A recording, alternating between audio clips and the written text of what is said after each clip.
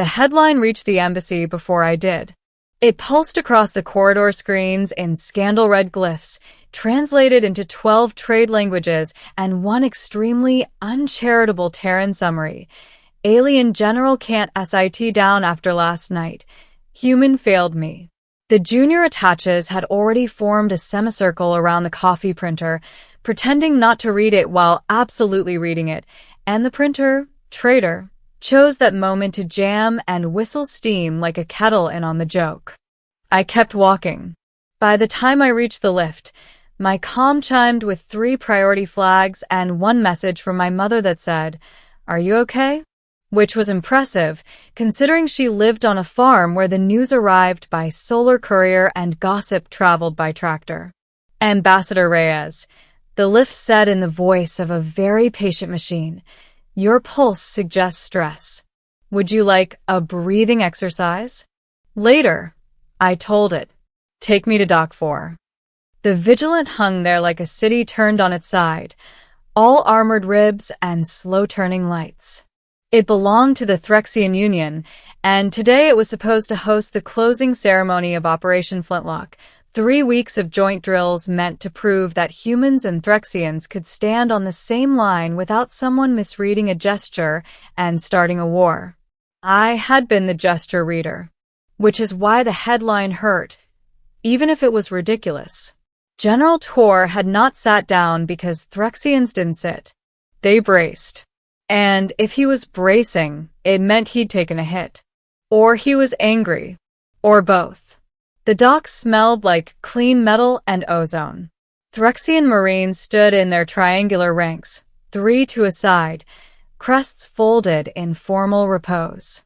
They were taller than humans, broader through the shoulders, and they wore their rank in etched lines along their armor, each line a campaign. Torres' armor had so many lines it looked like a map of rivers. He waited at the foot of the ramp, motionless, eyes like polished amber. His second, Commander Shesh, flicked a glance at me and then at the press drones hovering at a respectful distance and made a slicing gesture that meant keep your mouth shut.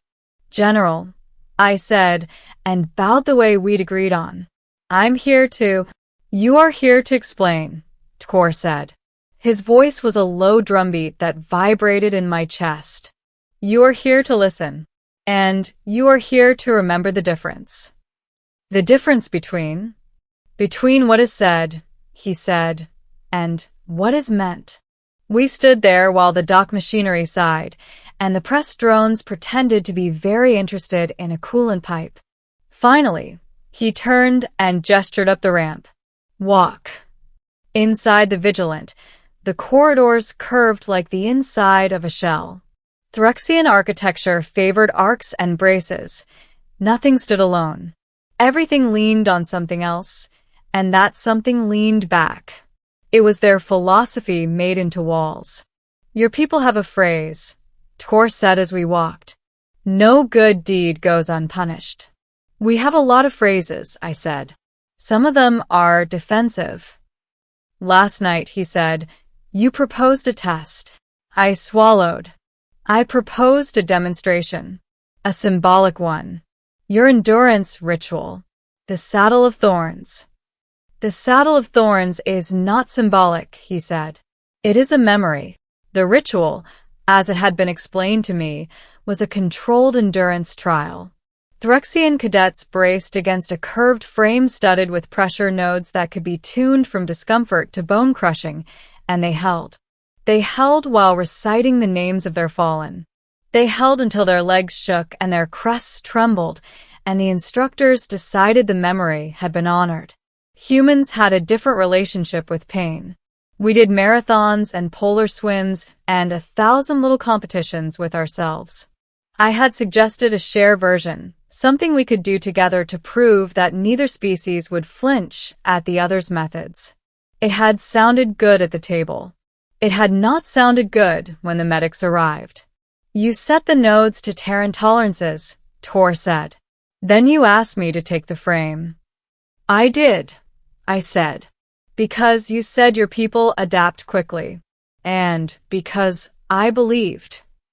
You believed, he said, that my pride would carry me. Yes, I said and winced. And because you said you wanted a gesture that would be remembered. He stopped at a viewport that looked out on the dock. The planet below was a pale blue coin. It will be remembered, he said, but not as you intended. The ceremony hall was a crescent of stone and light. The saddle of thorns stood in the center, disarmed and quiet, its nodes like dull pearls. The medics had wrapped Torres' legs in a web of support fibers, and he had waved them away with a look that could crack glass. You failed me, he said, not loudly. And because you failed me, my people will say that humans do not understand the weight of memory. They will say you make tests into performances. That's not fair, I said, and then immediately regretted the word choice. I mean, it's fair to be angry. It's not fair to say we don't understand memory. He turned. Then explain. So I did. I told him about my grandmother, who had kept a box of medals under her bed and a silence around it like a wall. I told him about Marines who carried coins for friends who didn't come back and runners who ran because stopping felt like dying. I told him that when I suggested the ritual, I was thinking about bridges, not stages. He listened. Threxians listened with their whole bodies, their crests angled, their shoulders shifted, their eyes narrowed not in suspicion but in focus. When I finished, he said, "Your words have weight, but so does your error." "What do you want me to do?" I asked. "Stand," he said. I blinked. "Here?" "Yes." The ceremony hall had no chairs. It had braces. Along the wall, a line of support frames waited like patient animals. "You will take the frame," he said, "at Threxian settings, and you will hold." The press drones drifted closer, their lenses glittering. Shesh made the slicing gesture again, and they backed off a meter. "Not enough." "General," I said quietly, "this will look like..." "Like you mean it," he said. The frame was cold. The nodes warmed as I stepped into place, and then they were not nodes anymore but a map of pressure that found every weakness I had and asked for more. My legs trembled almost immediately. The brace behind me hummed, adjusting, not cruelly, but without mercy. "Name them," Tor said. "Name who?" "You're fallen," he said. I did. Not all of them. I didn't have enough breath. I named the ones whose faces I could see when I closed my eyes. I named the ones whose jokes I could still hear. The pressure rose and fell like a tide, and I held because there was nothing else to do. Time stretched. My calm chimed, and I ignored it. My knees burned. The hall was very quiet. When it ended, I didn't fall because Shesh was there, and because pride in small doses is a brace of its own. Tor watched me like he was reading a report he didn't entirely agree with. "You did not flinch," he said. "I did," I said. Inside. He made a sound that might have been a laugh.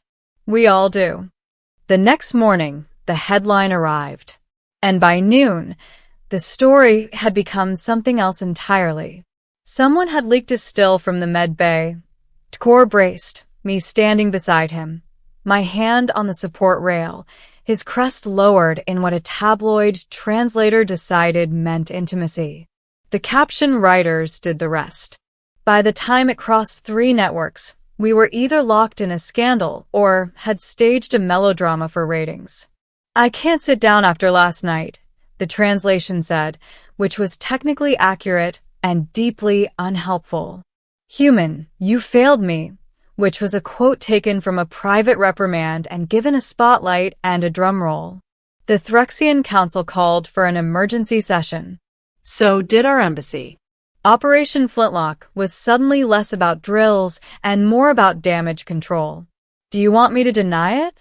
I asked Tor as we stood in the quiet of the hall, the frame still humming like a memory. "I want you to tell the truth," he said. "And I want you to listen to mine."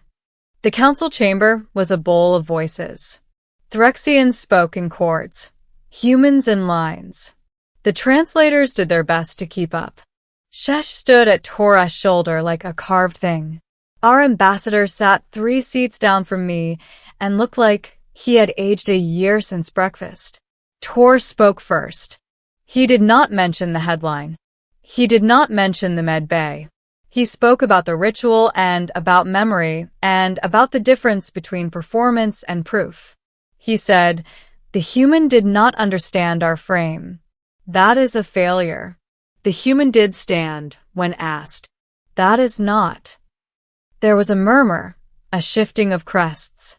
Then he said, "We will not be judged by captions."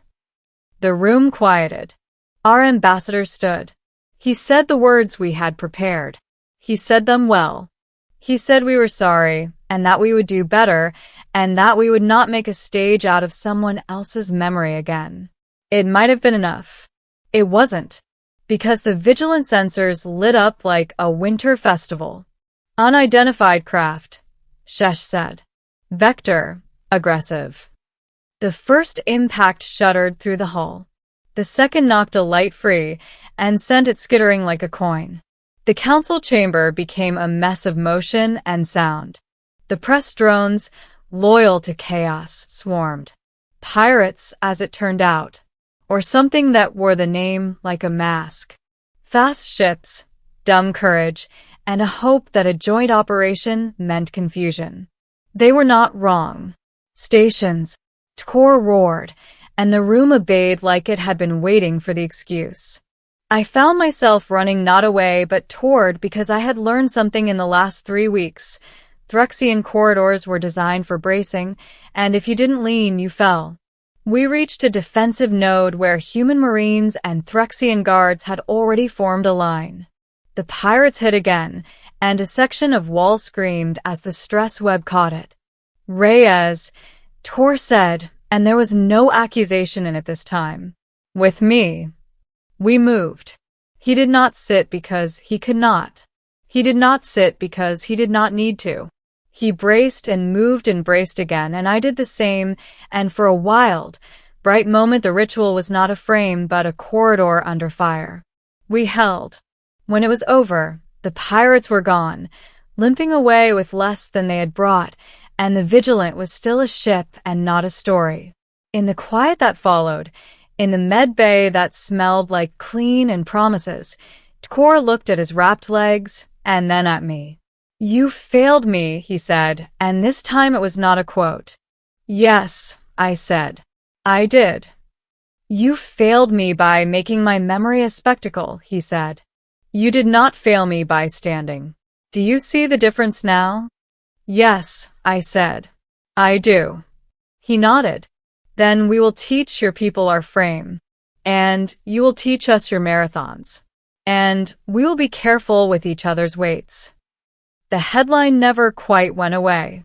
It turned into jokes, and then into footnotes, and then into a story that started with scandal and ended with a footnote about pirates and a new training exchange. Sometimes, when the corridor lights dimmed just right, I could still hear the hum of the frame. Sometimes, when my comm chimed, it was my mother asking if I was okay. "I am," I would tell her. "I just learned how to brace." I stood in the transit tunnel and watched it scroll past again, reflected in the glass like a bad dream that refused to wake up. Around me, travelers pretended not to stare. They failed. A pair of junior clerks from the trade delegation whispered too loudly. A dock worker snorted and shook his head.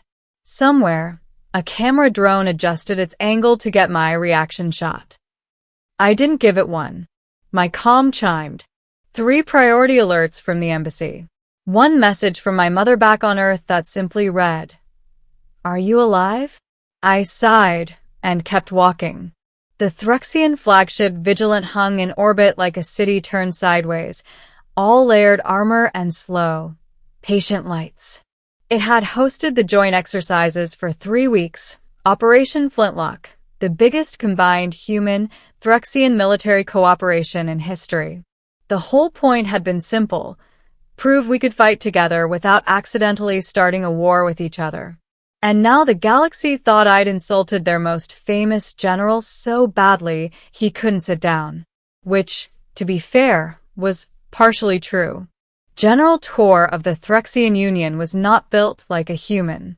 He was taller, broader, with a plated crest that swept back over his skull and eyes like polished amber set into stone.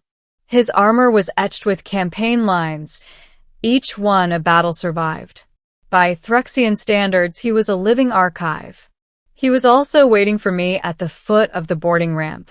His posture was rigid, weight braced forward, as if the ship itself were a wall he was holding up. His second-in-command, Commander Shesh, stood half a step behind him, eyes flicking between me and the hovering press drones like she was daring them to come closer. "Ambassador Reyes," Tor said. His voice was low, resonant, and carried without effort. "You are late." "I came as fast as orbital traffic would allow, General," I said, and bowed in the way we'd agreed on during the first week of negotiations. "I'm here to apologize. And to explain." "You are here to listen," he corrected, "and to remember the difference between what is said and what is meant. Walk." We moved into the ship. The vigilance corridors curved and arched like the inside of a colossal shell. Threxian architecture hated straight lines. Everything was built to brace against something else. Walls leaned into supports, supports into bulkheads, bulkheads into the spine of the ship. Their entire civilization was built around the idea that nothing stood alone. "Your people have many sayings," Tor said as we walked. "One of them is no good deed goes unpunished." "We also have the road to hell is paved with good intentions," I replied. "We're very self-aware about our mistakes." "Then you will appreciate this one," he said. "Last night, you proposed a test." "I proposed a demonstration," I said carefully. "A shared endurance ritual. Something symbolic." "The Saddle of Thorns is not symbolic," he said. "It is memory made into pain." I winced. The Saddle of Thorns was a Threxian training frame used for cadets and officers alike. A curved brace fitted, with adjustable pressure nodes. The initiate would step in, brace themselves, and endure while reciting the names of their fallen comrades. It wasn't about toughness. It was about remembrance, about proving that memory had weight. During a joint planning dinner, I had suggested adapting it, human and Threxian together, as a gesture of trust. Tor had agreed. What I hadn't realized was how badly I'd misunderstood their limits. "You set the nodes to Terran tolerances," Tor said. "Then you invited me to demonstrate. You told me your species adapts quickly," I said.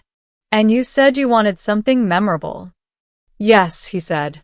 "And you believed my pride would carry me through." I didn't deny it. The ceremony hall opened before us, a crescent of stone and light. The Saddle of Thorns stood in the center, quiet now, its pressure nodes dimmed. Medical support frames lined one wall like waiting sentinels. "You failed me," Tor said, stopping at the edge of the hall. "And because you failed me, my people will say humans treat memory like a performance." "That wasn't my intention," I said. We don't take memory lightly. We carry it differently." "Then explain," he said. So I did. I told him about my grandmother, who kept her medals in a box under her bed and her war stories locked behind silence. I told him about memorial runs, about soldiers who carried dog tags for friends who didn't come home, about how humans often turned grief into motion because standing still felt like drowning. I told him I'd wanted a bridge, not a stage. He listened the way Threxians always did, with his whole body. Crest angled, shoulders shifting, eyes focused not with suspicion, but with attention. When I finished, he said, "Your words have weight, but so does your error." "What do you want me to do?" I asked quietly. "Stand," he said. I blinked. Here. Yes. In the frame. At Threxian settings. The press drones drifted closer. Shesh made a sharp cutting gesture, and they backed off. Barely. General, I said, this will look like a stunt. It will look like you mean it, he replied. The frame was cold against my back. The nodes warmed, then pressed, then became a map of every weak point I'd ever ignored. My legs started shaking within seconds. The brace hummed, adjusting with merciless precision. Name them, Tor said. My fallen. I asked through clenched teeth. Yes. So I did. I named friends. Colleagues. Faces that still visited my dreams. My breathing turned ragged. My vision narrowed. The pressure rose and fell like a tide that wanted to drag me under. I held. When it ended, I didn't collapse, mostly because Shesh was there, and because stubborn pride is sometimes a kind of support beam. Tor studied me. You did not flinch. I did, I said. Just not where you could see it. He made a low sound that might have been amusement. We all do. The next morning, the galaxy found out. Someone leaked a med bay image. Tor braced in recovery supports, me standing nearby, hand on a rail. His crest was lowered in a posture of pain and exhaustion. A tabloid translator decided it meant something far more scandalous. By noon, the story had mutated into pure nonsense. I can't sit down after last night, the headline screamed. Human, you failed me. Technically true. Contextually disastrous. Both governments went into damage control. Operation Flintlock stopped being about cooperation and started being about survival, political survival. I want to tell the truth, I told Tor. Then do so, he said. And listen when I do. The council chamber was packed. Threxians spoke in layered harmonics. Humans spoke in careful sentences. The translators struggled heroically. Tor spoke first. He talked about the ritual, about memory, about the danger of turning pain into spectacle. Then he said, the human failed to understand our frame. That is failure. The human did not fail to stand. That is not. There was a ripple of movement through the chamber. Then the vigilant shuddered. Alarms sang. Unidentified craft, Shesh said. Multiple. High-velocity approach. The first impact rocked the hull. The second tore a scream from the stress web in the walls. Pirates, or something calling itself that, had chosen exactly the wrong moment. Stations. Tor roared. The chamber exploded into motion. We ran together through bracing corridors that were suddenly very glad for their design. Human Marines and Threxian guards formed lines that blended into something new, ugly, efficient, stubborn. Tor didn't sit because he couldn't. He didn't sit because he didn't need to. He braced. So did I. We held corridors. We sealed breaches. We pushed back boarders who hadn't expected two species to fight like one. When it was over, the pirates were gone, and the vigilant still lived. In the med bay, Tor looked at his bandaged legs, then at me. You failed me, he said. Yes, I replied. I did. You failed by making memory into a display, he said. You did not fail by standing. Now you understand the difference. I do. Good, he said. Then we will teach your people our frame, and you will teach us your endurance, and we will be careful with each other's weight. The scandal faded into history. The headline became a joke. The joke became a footnote. But the alliance stayed. And every time I brace against something heavy, I remember that some things aren't meant to be performed, only carried.